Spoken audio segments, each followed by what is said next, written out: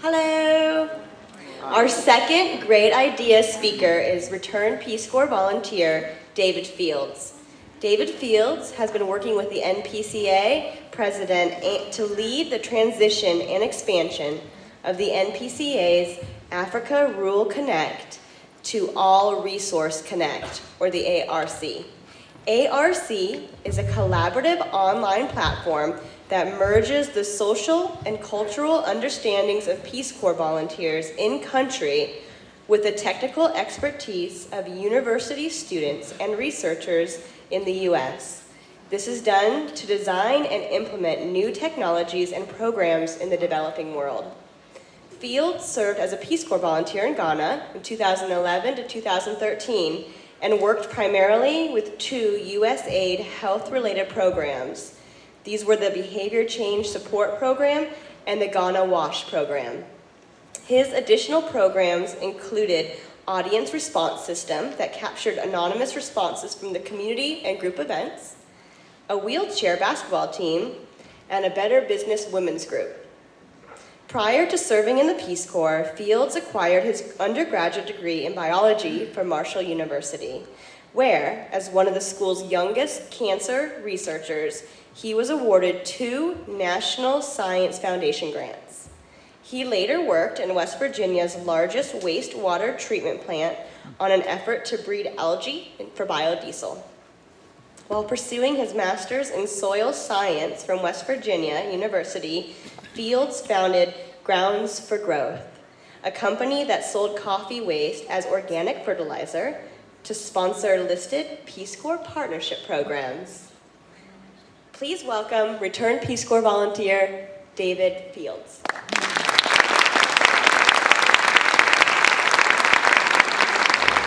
Take a Peace Corps cattle boat to Katanga by the sea.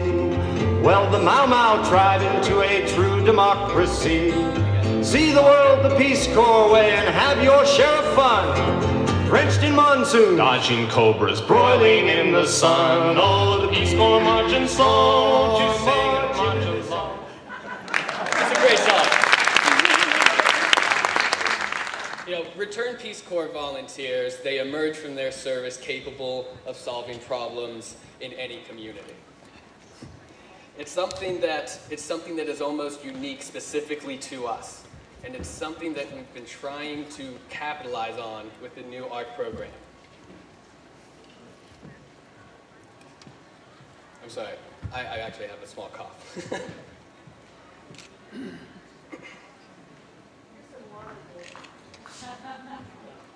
Thank you, Carrie. Okay, so Africa Rural Connect. I'm not sure how many of you are familiar with it, but it started almost exactly 5 years ago, and this was a program done in collaboration with the National Peace Corps Association and the Bill and Melinda Gates Foundation. The objective of Africa Rural Connect, which we nicknamed ARC, was to bring the Peace Corps' understanding of their community and their environment and their experiences together to support other organizations who were trying to work in Africa, in rural communities. And together, they were able to promote prize money to best projects collaborated on, and a lot of those programs and winners are still going on today. But I'm here to talk about the future of Africa Rural Connect. So, the first ARC was specific to Africa, and it was also specific to agriculture and food security. The new ARC, we're going to be global, international, and also here in the US. And we're going to work on anything, any project that has the possibility of benefiting society. As well, we'll be able to see projects being done by various organizations all over the world. You'll see training opportunities, searchable databases, and then there will also be our pretty exciting way of solving new problems. So here I am again, and I didn't know you were going to get such an elaborate introduction. But growing up, I was a huge fan of JFK, and specifically this quote, which is where he says, "In establishing our Peace Corps, we intend to make full use of the resources and talents of private institutions and groups, universities, and will be asked to join in this effort." And I collected all the cool Peace Corps stuff. I mean, PSAs and coins and t-shirts. growing up. I don't know what the Peace Corps did, but I was hypnotized. I always loved it. I even have a 1961 Teen Titans Edition 1, where like the superheroes join the Peace Corps and go down to Colombia and build a bridge while fighting an Amazonian snake monster. So, but then I still had to prepare for the Peace Corps, and that's not an easy thing to do because you don't know where you're going and you don't know what that community will need. But it didn't matter. I just figured food and water. So undergrad in biology, master soil science, that should cover it. I was so naive. I was so naive to think that Peace Corps would boil down to food and water. So dreams come true. I become a Peace Corps volunteer in Ghana.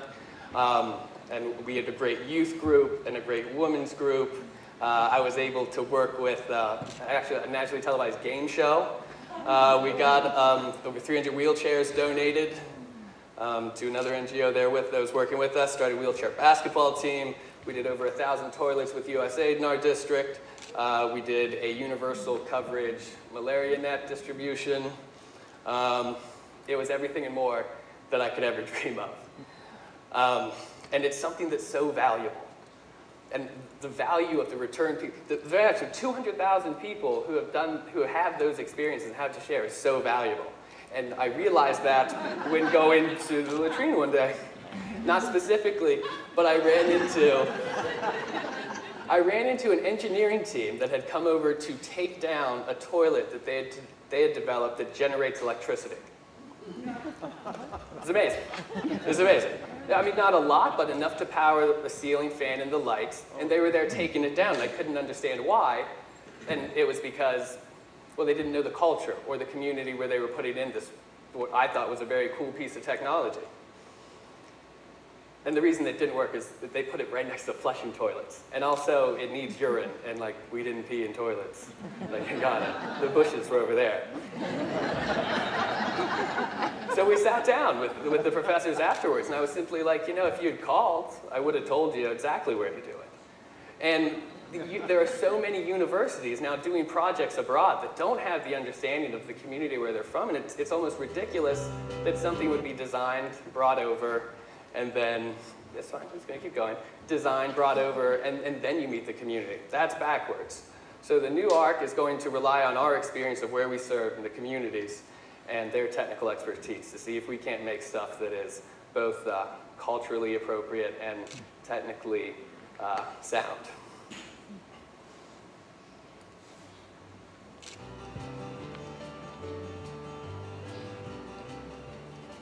Another example was a moringa processing equipment that brought over. And it worked great, but it whistled a little bit. And in that community, it was very, very bad to whistle. So it was kindly escorted out of town. Because again, you should have let us know. So we're repurposing the old Africa Rural Connect website to help facilitate these collaborations. Anybody who's had the experience and knows a community abroad, it shouldn't even be limited to us. Bring something, tell us what is wrong with that community. Tell me about a community in Nepal who can't get their pipe water to run when the electricity goes out. Then PICA is actually a team of different universities working in collaboration to determine which university would be the best to solve that problem. So right now, PICA, which we're changing their name to AGI because apparently it means something different in Spanish.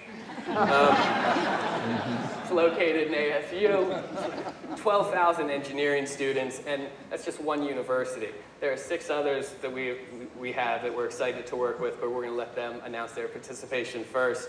And it's something I didn't know, but there are more people trying to solve problems than there are known problems to solve. So again, 200,000 of us, we've got some problems. We can tell you. And the other thing that's great with the NPCA is their visibility out through worldview. We need to start promoting the good projects, being able to show the development world, you know, what these new innovations and best practices, how they work, what you could do, so that we could see them replicated and scaled. It's something that's very difficult to do, and almost no organization has the capacity to do it. As well, a lot of universities do trainings, not just universities, groups. They'll develop a great agriculture innovation, and they'll come over for 2 weeks, and they'll be able to train one community, and then they have to go back to school. But if we can just let this be known through our community, so which will be known through ARC, that this training is available, then members from the different outside communities, the different organizations we work with can send somebody in. It wouldn't cost anything to get 20 more host country nationals to attend these trainings. So quick checklist is, we have the platform, a great platform that had a great project. And we know what the communities want, and we now have the added value of the universities and their technical expertise, but also we needed to know, is there anybody we can learn from when we're trying to put something like this together? But then again, it's not really easy to find somebody who does anything like the Peace Corps community. But we did. Sorry, there's a lot of people out there, and there's a lot of things to learn from, and I'm not sure how familiar everybody is with Ashoka, but Ashoka is a fantastic organization.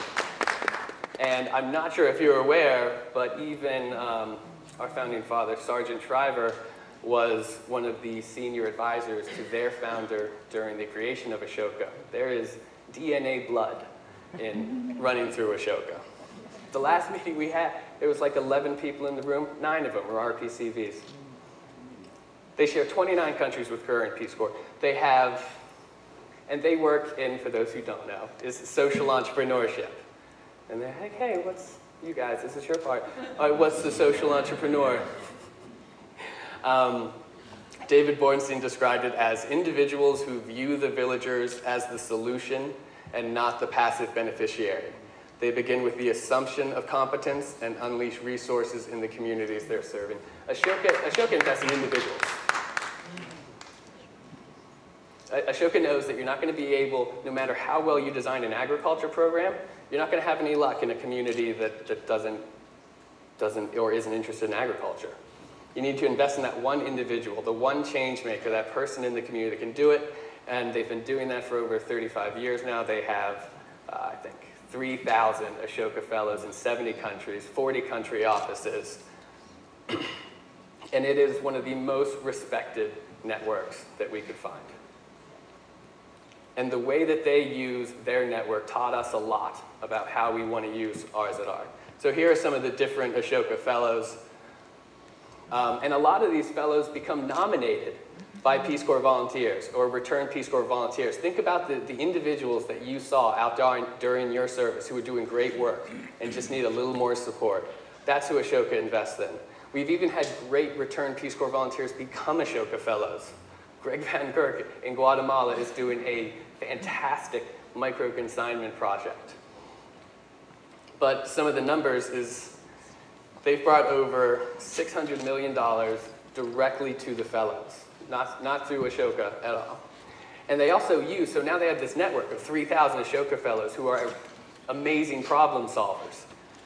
And foundations and companies now around the world who have a problem or have an objective to solve will go to Ashoka and say, hey, can your network help us figure out this problem? So Legos came to Ashoka and said, we would like to figure out a way to promote empathy at a young age. Can your Ashoka community help us design Legos in a way to do that? And Ashoka sponsors the challenge through their changemakers.org site. And they would send this message along with me, encouraging all of you or any of you who would like to participate in these challenges and help them solve their problems to participate. And to do so, go to changemakers.org. So we have a lot to be excited about. We have wonderful universities, a wonderful Ashoka network to work with, and not to mention our greatest asset, all of you, and all the experiences you had. Oh, yeah, I forgot. We actually have one last surprise that isn't on any of your agendas, and I think it's really, really cool. So, 1 second. I think I have 2 mics on now, if you're hearing an echo.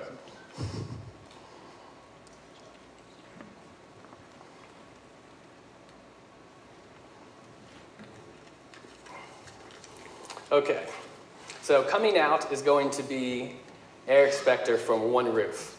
One Roof built technology managing locations and pivoted from initial strategy, and today their free cyber cafe pro software manages internet cafes in nearly every country of the world.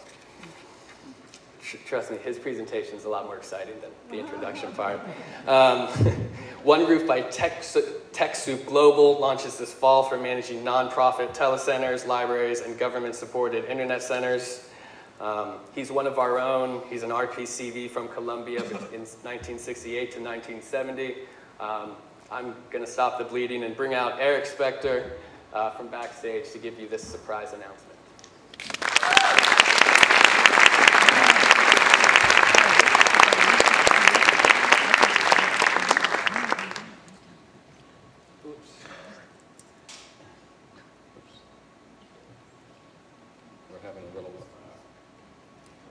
Hi there.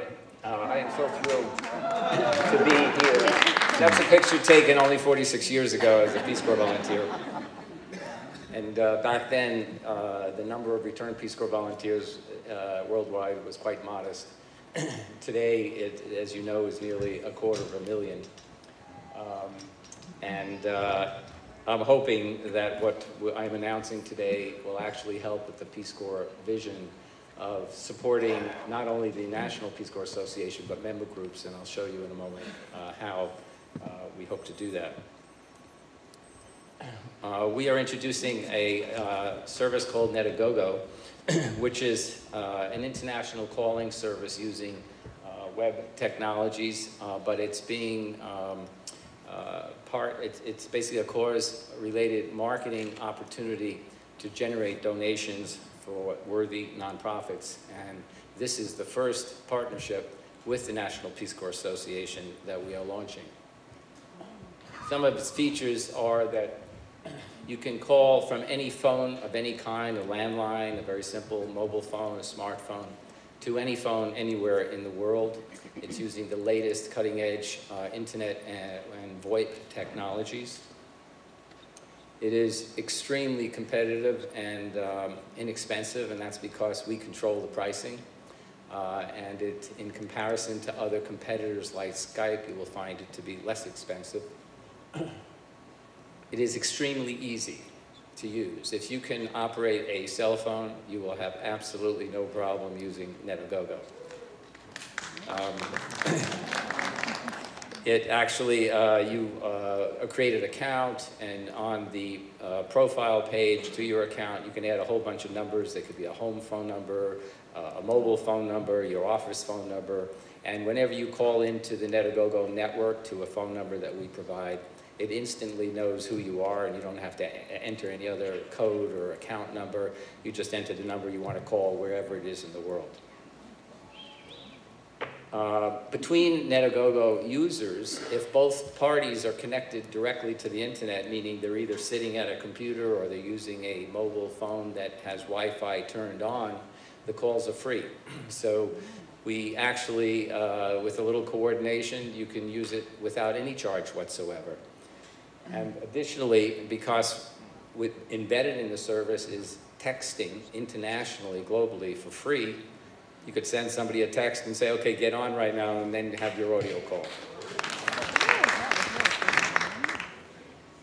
Additionally, there's a paid option, and that is where we, on the website, would allow you to go to your local area code, pick a phone number. It essentially would be reserved for your own use. And you can give that phone number to people, friends, family, associates, business people, and wherever you are in the globe with your mobile phone, people calling into your phone number, say here in the United States, they'll have obviously no cost other than the call to that number, and it will ring through to your number wherever you are in the globe. It also works in reverse direction. In many countries, we can provide a similar phone number, and if you have a relative or son or daughter overseas, they can get their own phone number in most countries, and they themselves can actually call into that number and have it automatically dial home or wherever it's directed, again, using internet telephony and really extremely inexpensive costs. And as many of you know, most mobile users in the world do not have credit cards. frankly don't even have bank accounts. They usually prepay or load up or top off these accounts.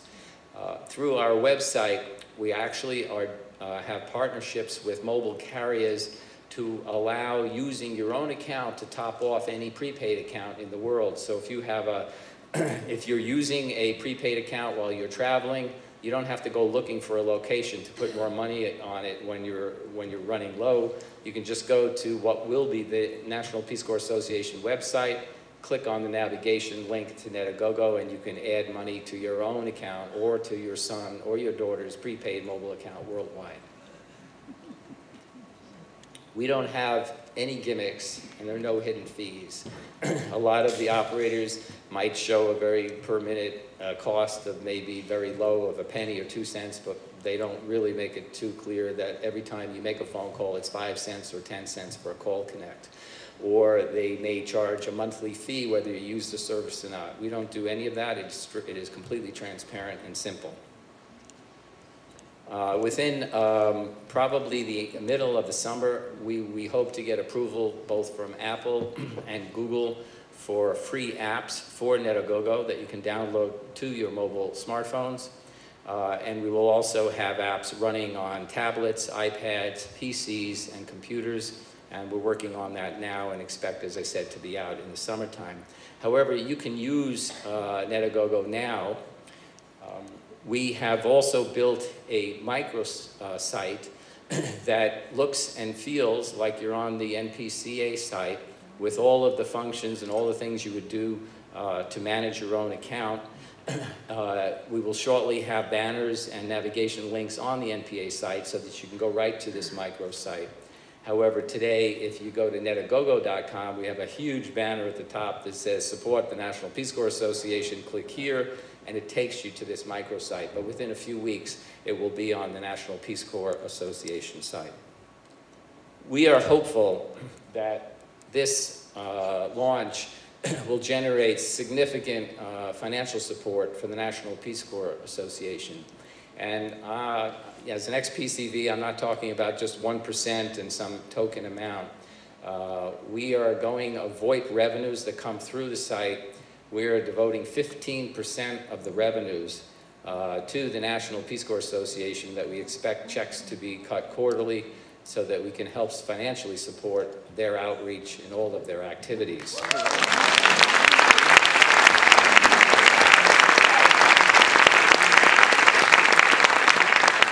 And then in addition, we figured out a way that National Peace Corps Association will be sending to all the member groups a unique URL that they can hyperlink to emails, to newsletters, and on their website, so that when a member clicks through their communications to Netagogo, we will know the origin of where that click came from.